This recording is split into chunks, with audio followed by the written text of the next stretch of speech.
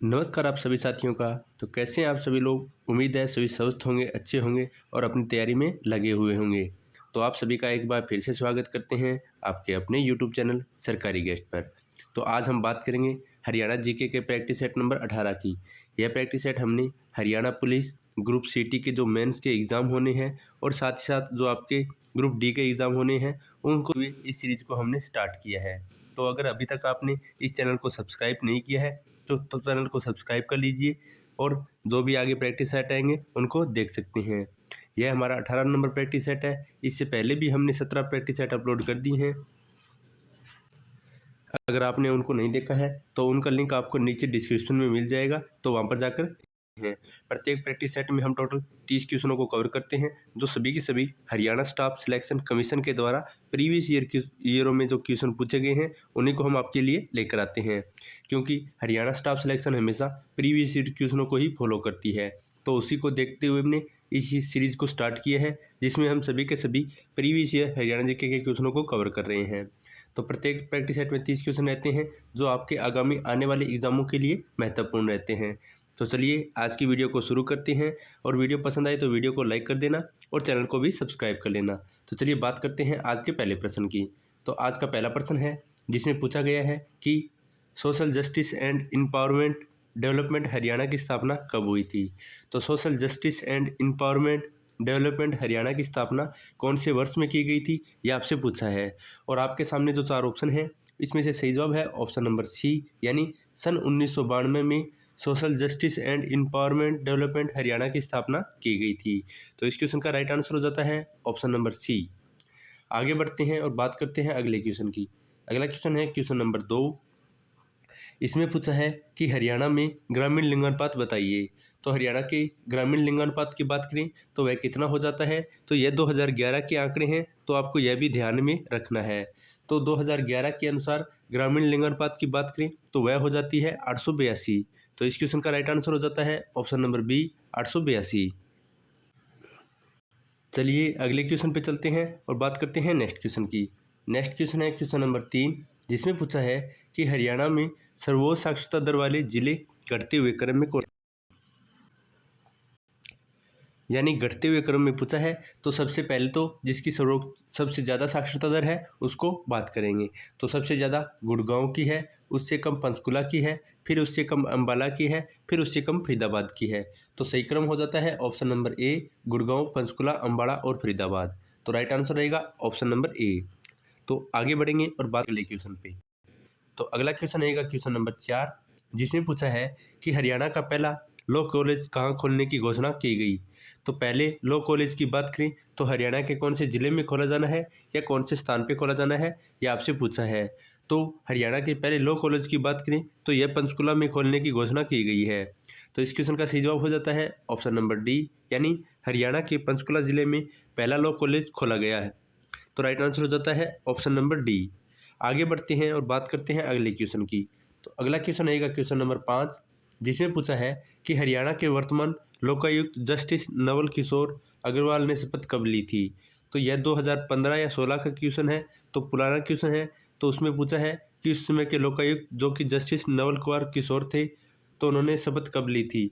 तो आपके सामने 4 ऑप्शन है और इसका सही जवाब हो जाता है ऑप्शन नंबर सी, यानी 19 जुलाई 2016 को लोकायुक्त जस्टिस नवल किशोर के द्वारा शपथ ली गई थी। तो उस राइट आंसर होता है ऑप्शन नंबर सी। तो यह भी आपको ध्यान रखना है कि नवल किशोर का कार्यकाल कब था। तो यह 19 जुलाई 2016 से शुरू हुआ था। आगे बढ़ते हैं और बात करते हैं अगले क्वेश्चन पे। तो अगला क्वेश्चन है क्वेश्चन नंबर 6, जिसमें पूछा है कि चिट्ठा मंदिर को किसकी तपोस्थली होने का गौरव प्राप्त है। तो चिट्ठा मंदिर की बात करें तो यह किसकी तपोस्थली मानी जाती है, यह आपसे पूछा है। तो आपके सामने 4 ऑप्शन है और इसका सही जवाब है ऑप्शन नंबर ए, यानी गंगानंद गिरी की इसे तपोस्थली के रूप में जाना जाता है। और इस क्वेश्चन का सही जवाब हो जाता है ऑप्शन नंबर ए, गंगानंद गिरी जिसे चिट्ठा मंदिर उनकी तपोस्थली माना गया है। चलिए आगे बढ़ते हैं और बात करते हैं अगले क्वेश्चन के। अगला क्वेश्चन रहेगा क्वेश्चन नंबर 7, जिसमें पूछा है कि सहगल पेपर मिल कहाँ पर स्थित है। तो सहगल पेपर मिल की बात करें तो हरियाणा के कौन से स्थान पर स्थित है, ये आपसे पूछा है। तो इसका सही जवाब हो जाता है ऑप्शन नंबर बी, यानी सहगल पेपर मिल हरियाणा के धारूहेड़ा स्थान पर स्थित है। तो इस क्वेश्चन का राइट आंसर है ऑप्शन नंबर बी, धारूहेड़ा। चलिए आगे बढ़ते हैं और बात करते हैं अगले क्वेश्चन की। अगला क्वेश्चन है क्वेश्चन नंबर 8। पूछा है मातूराम का जन्म कहाँ पर हुआ था, और कल वाले प्रैक्टिस सेट में पूछा गया था कि मातूराम का जन्म कब हुआ था। तो कमेंट में आपको बताना है कि मातूराम का जन्म कौन से ईस्वी या सन में हुआ था, और आज पूछा है कि उनका स्थान कौन सा था। तो आपके सामने 4 ऑप्शन है और इसमें से सही जवाब है ऑप्शन नंबर सी, यानी सांगी, जो कि रोहतक में स्थित है, वहाँ पर मातूराम का जन्म हुआ था। तो कमेंट में बताना उनकी जन्म डेट क्या है। तो इस क्वेश्चन का तो राइट आंसर हो जाता है ऑप्शन नंबर सी, सांगी रोहतक में उनका जन्म हुआ था। वहीं आगे बढ़ते हैं और बात करते हैं अगले क्वेश्चन की। अगला क्वेश्चन है क्वेश्चन नंबर 9, जिसमें पूछा है कि जैनेन्द्र जैन गुरुकुल की स्थापना कब हुई थी। तो जैनेन्द्र जैन गुरुकुल की बात करें तो इसकी स्थापना कब की गई थी, यह आपसे पूछा है। और आपके सामने 4 ऑप्शन दिए हैं और इसके सही जवाब की बात करें तो इसका सही जवाब हो जाता है ऑप्शन नंबर डी, यानी 21 फरवरी 1929 को जैनेन्द्र जैन गुरुकुल की स्थापना की गई थी। तो राइट आंसर रहेगा ऑप्शन नंबर डी, 21 फरवरी 1929 को। आगे बढ़ते हैं और बात करते हैं नेक्स्ट क्वेश्चन की। और यह भी पूछा जा सकता है कि जैनेन्द्र जैन गुरुकुल है कहाँ पर, तो यह हरियाणा के पंचकुला जिले में स्थित है, यह भी आपको ध्यान रखना है। तो पंचकुला में यह स्थित हो जाता है। चलिए आगे बढ़ते हैं और बात करते हैं नेक्स्ट क्वेश्चन की।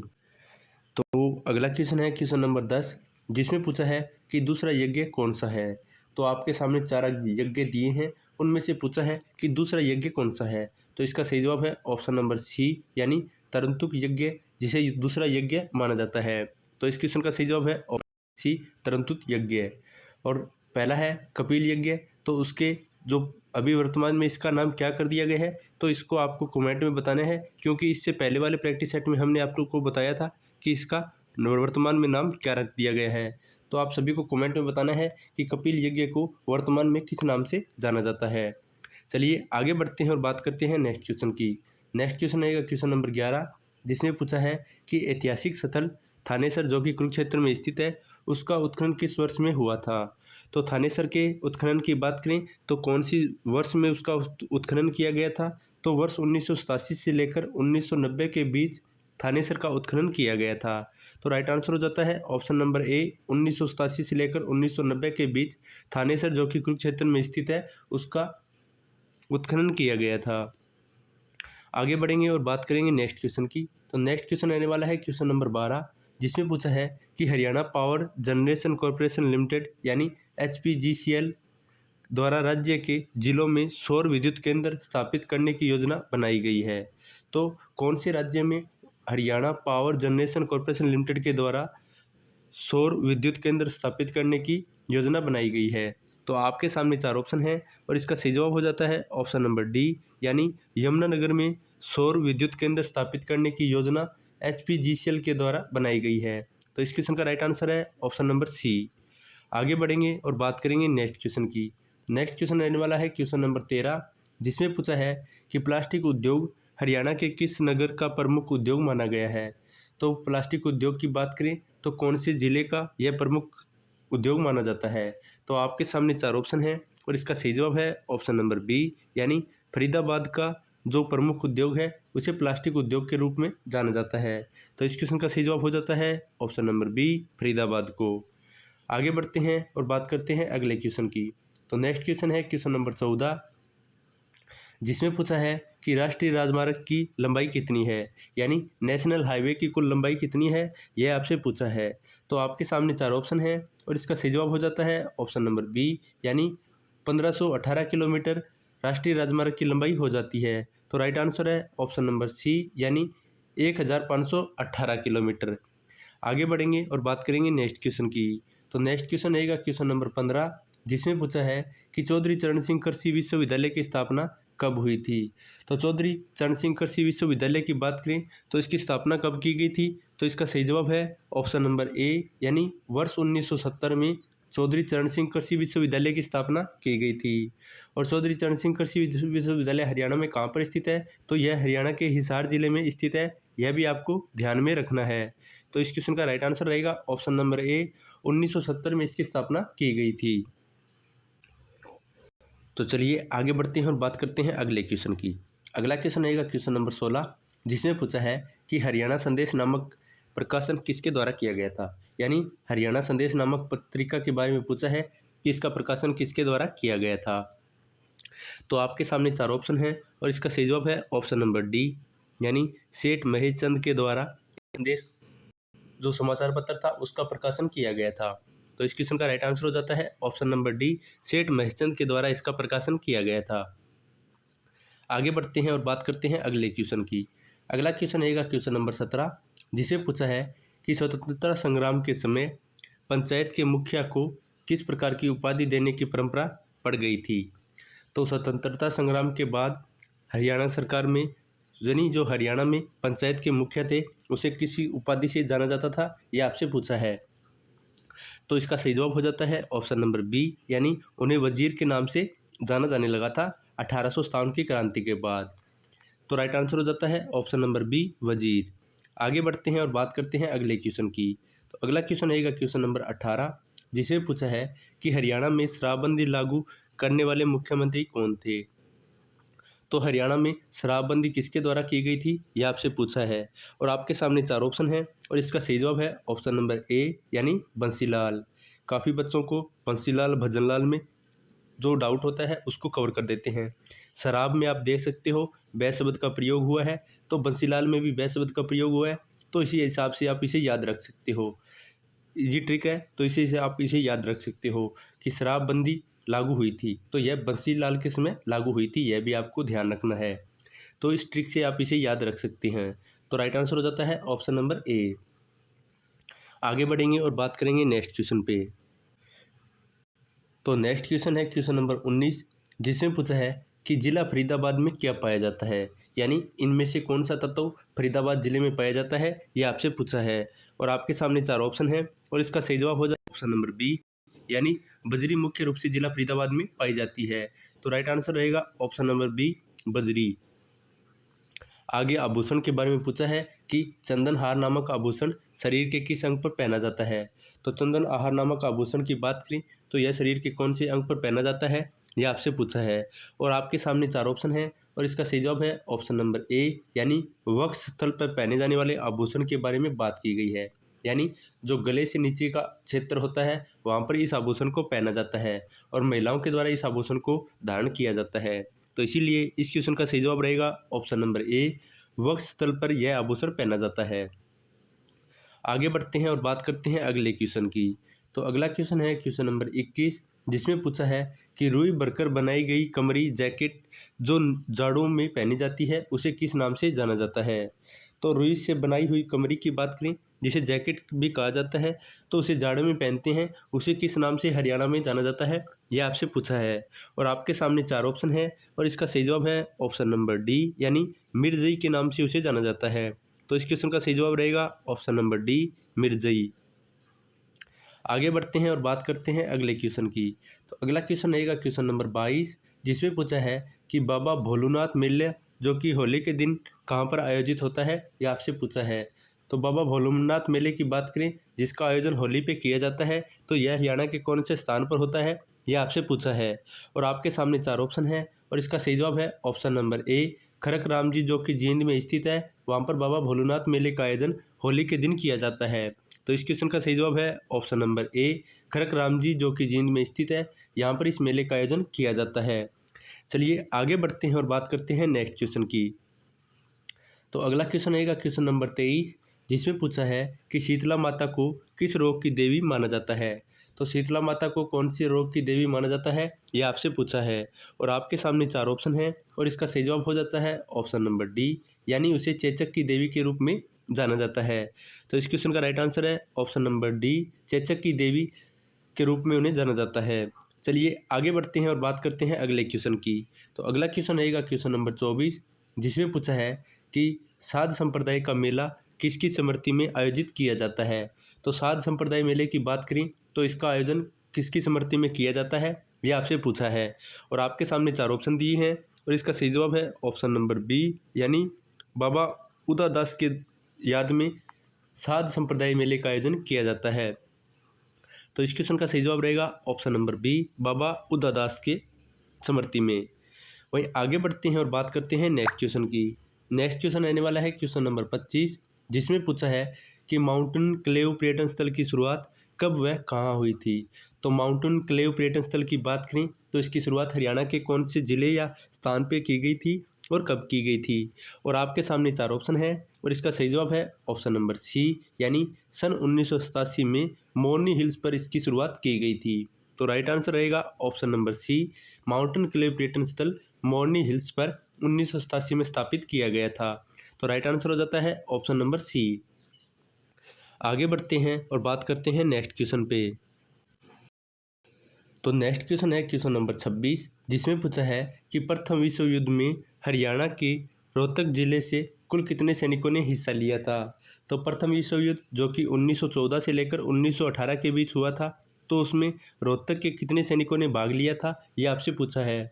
और आपके सामने 4 ऑप्शन है और इसका सही जवाब हो जाता है ऑप्शन नंबर बी, यानी 22,144 सैनिकों ने जो कि रोहतक से प्रथम विश्व युद्ध में भाग लिया था। तो राइट आंसर है ऑप्शन नंबर बी, 22,144 सैनिकों ने। आगे बढ़ेंगे और बात करेंगे नेक्स्ट क्वेश्चन की।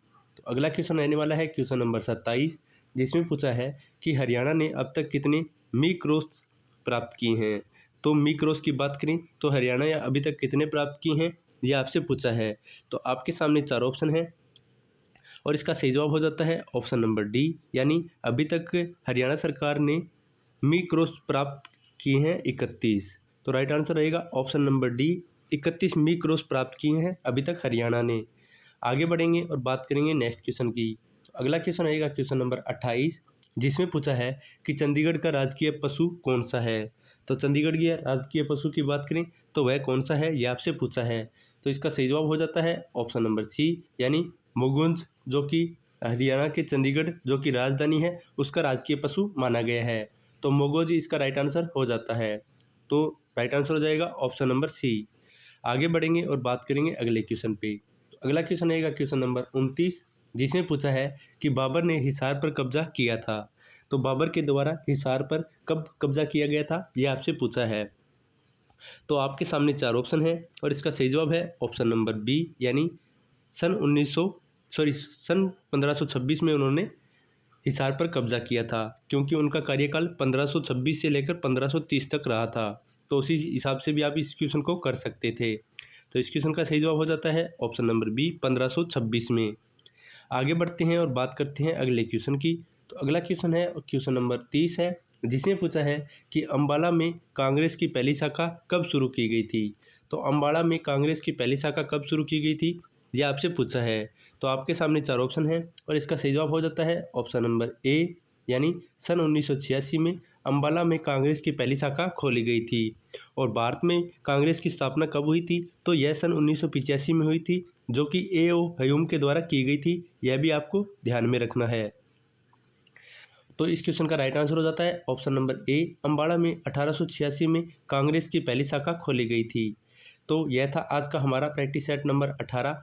और जो 17 की प्रैक्टिस सेट में हमने आपसे एक होमवर्क क्वेश्चन पूछा था, जिसमें पूछा था कि हमने YMCA यूनिवर्सिटी कहाँ पर स्थित है। तो यह हरियाणा के फरीदाबाद ज़िले में स्थित है। तो यह भी आपको ध्यान रखना है। तो किसी ने भी अभी तक इसका सही आंसर नहीं दिया था, तो इस क्वेश्चन का राइट आंसर हमने आपको बता दिया है कि YMC फरीदाबाद में स्थित है।